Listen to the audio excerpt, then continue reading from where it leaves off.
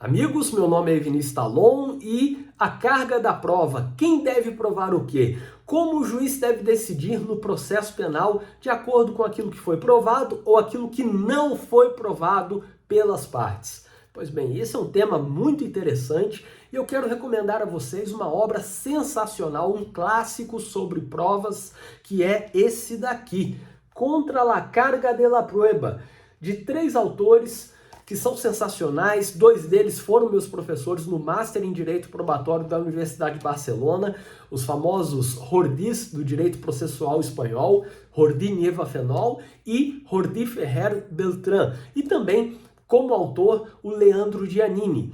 São 3 autores, um artigo de cada autor e, além de tudo, tem a introdução de Tarufo. Então, só pela introdução já valeria a pena. Mas tem ali, além da introdução de Tarufo, 3 artigos, um artigo de cada um desses autores, falando sobre carga objetiva, carga subjetiva, carga dinâmica e até sobre inversão do ônus da prova.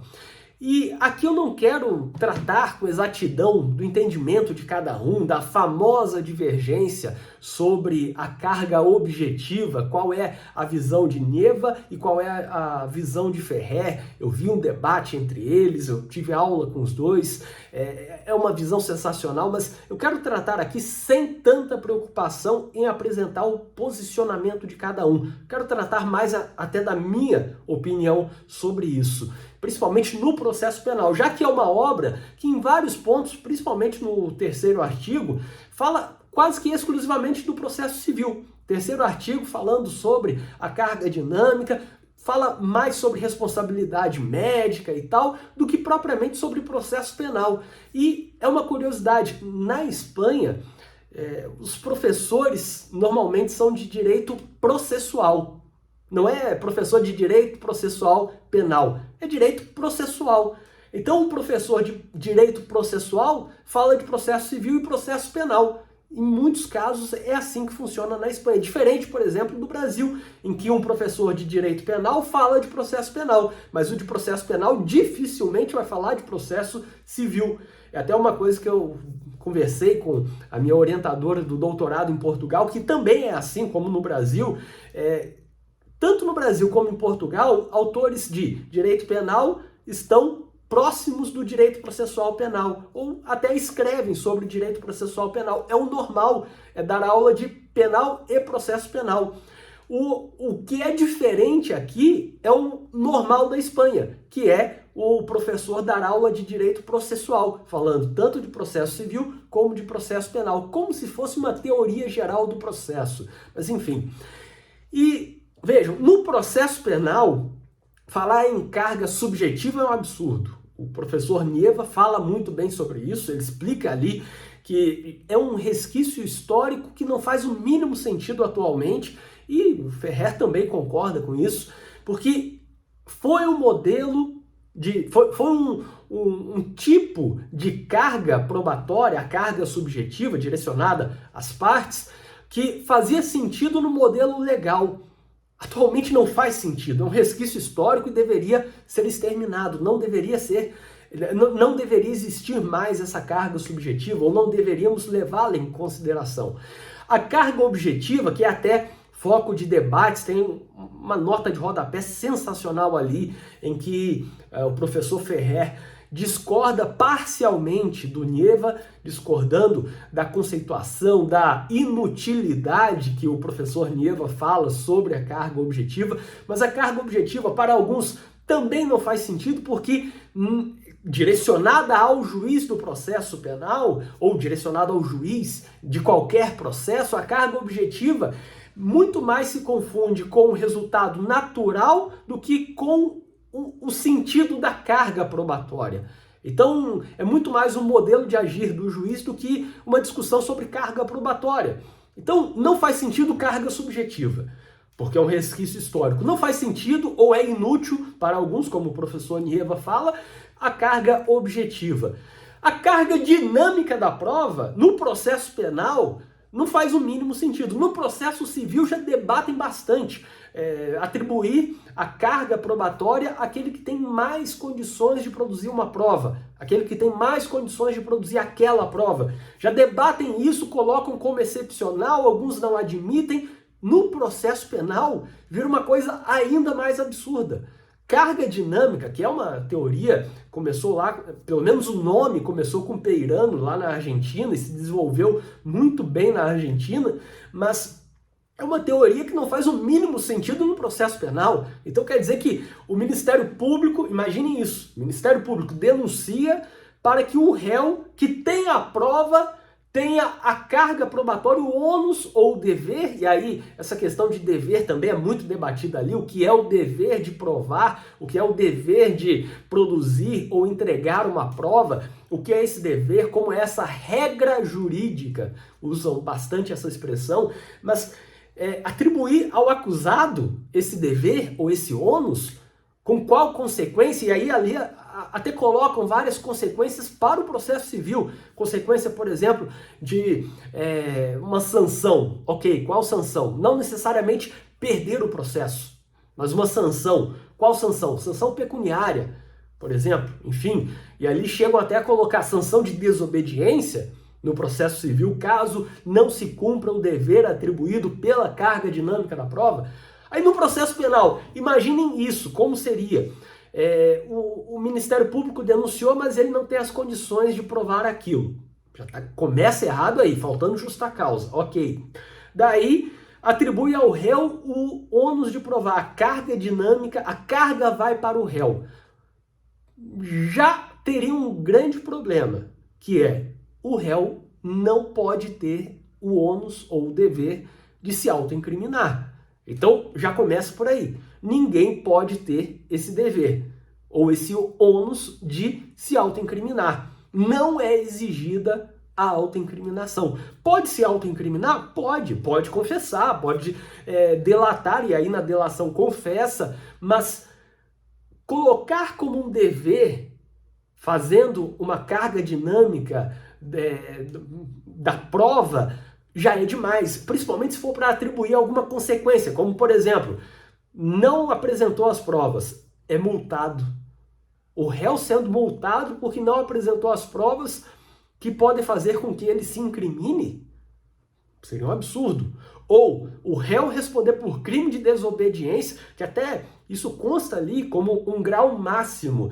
Em um dos artigos tem esse exemplo de colocar como grau máximo de não cumprimento desse dever da carga dinâmica da prova, um grau máximo, crime, desobediência, se for o caso, onde está previsto o crime de desobediência. Então, fazer com que o réu seja processado criminalmente por desobediência se não entregar uma prova que pode fazer com que ele seja incriminado, isso é um absurdo. Então a carga dinâmica da prova não faz nenhum sentido. E aí vem uma coisa ainda mais grave, que é a inversão quase que automática, em razão do tipo penal em abstrato, a inversão do ônus da prova atribuindo ao réu. E você já deve ter visto isso. Você já deve ter visto em várias situações. Eu vou dizer aqui para vocês algumas situações. Por exemplo, processo de tráfico.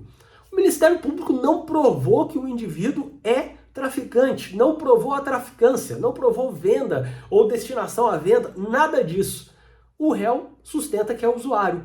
O juiz coloca ali a decisão. O réu não se desincumbiu do seu ônus de provar que é usuário. Ou seja, já parte ali de uma carga subjetiva, misturando com uma inversão automática do ônus da prova. Uma bagunça. Então o Ministério Público não prova a traficância, mas o réu é condenado por tráfico porque ele alegou que é usuário e não provou que é usuário. Ou que é usuário, não provou que é usuário e não pratica a traficância. Ou delitos de posse também, outros delitos de posse, receptação. No caso da receptação, por exemplo, o Ministério Público não prova nada, nenhuma das elementares do tipo penal, o dolo, e o réu alega que ele adquiriu aquela coisa, pagando um valor justo, que achou que era um objeto lícito, etc.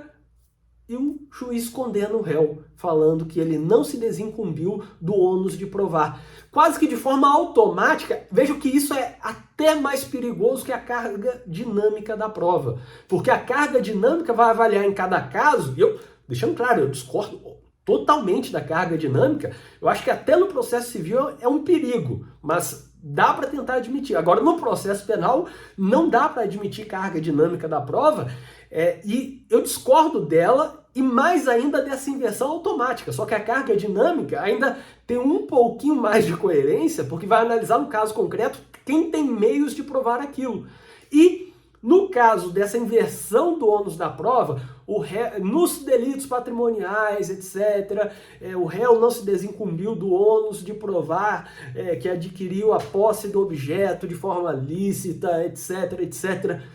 Bom, isso é considerar em abstrato o delito para inverter o ônus da prova. Isso é muito mais grave que carga dinâmica no processo penal. E a carga dinâmica já é criticada. Imagine isso, uma inversão automática em razão do tipo penal. Ou outro exemplo, legítima defesa.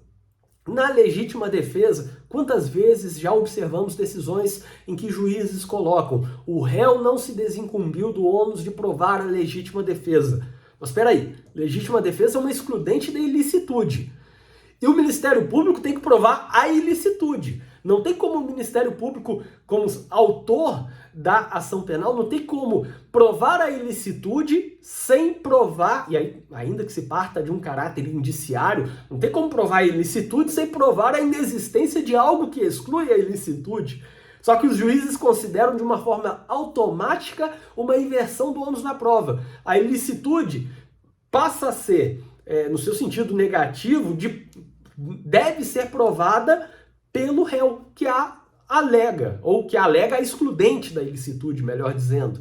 Então, o Ministério Público tinha que provar a ilicitude e, a partir do momento que o réu alega a legítima defesa, a excludente da ilicitude, o Ministério Público não tem que provar a ilicitude, não tem que provar a inexistência de excludentes da ilicitude, e o réu passa a ter o ônus de provar a excludente da ilicitude, a legítima defesa. Mas espera aí, então é mais perigosa ainda essa inversão automática em razão do delito, dependendo do tipo de delito, como receptação que eu falei, ou do tipo de tese, como legítima defesa. Essa inversão automática é mais perigosa do que simplesmente fazer uma carga dinâmica em alguns casos. Olha, nesse caso aqui, a legítima defesa é mais fácil de ser provada pelo réu, então vamos atribuir ao réu esse ônus, ou esse dever, ou essa regra jurídica de provar. Vamos fazer uma carga dinâmica. A inversão automática de acordo com a mera tese, ou de acordo com o mero delito em abstrato, é algo ainda mais perigoso. Então, vejam, estão discutindo na Espanha sobre carga subjetiva, carga objetiva, inutilidade das duas cargas. E aí, até para vocês terem ideia, o primeiro artigo é justamente o artigo do professor Nieva, e ele fala o seguinte: o título do artigo é A Carga da Prova, uma relíquia histórica que deveria ser abolida. E aqui no Brasil estamos fazendo algo pior do que meramente discutir carga subjetiva, atribuindo a cada uma das partes aquilo que alega, carga objetiva e tal. É mais perigoso ainda do que carga dinâmica. Estamos invertendo o ônus da prova em abstrato, só pelo simples fato de se tratar de determinado delito, já ocorre uma inversão do ônus da prova. Por exemplo, já que eu falei do tráfico, quantos casos em que ocorre uma condenação porque o réu não provou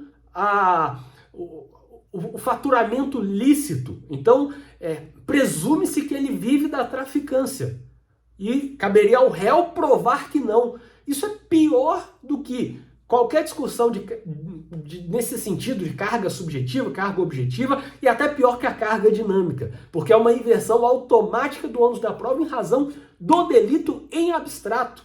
Precisamos ter cuidado com isso. Espero que vocês tenham gostado deste vídeo. Se estiverem vendo no YouTube, clique em gostei, compartilhe nas redes sociais, vejam o link da descrição, porque ali vocês encontram várias coisas úteis, como por exemplo, cursos em que eu leciono, artigos, vídeos, livros de minha autoria e várias outras coisas, contato e muito mais. Até o próximo vídeo.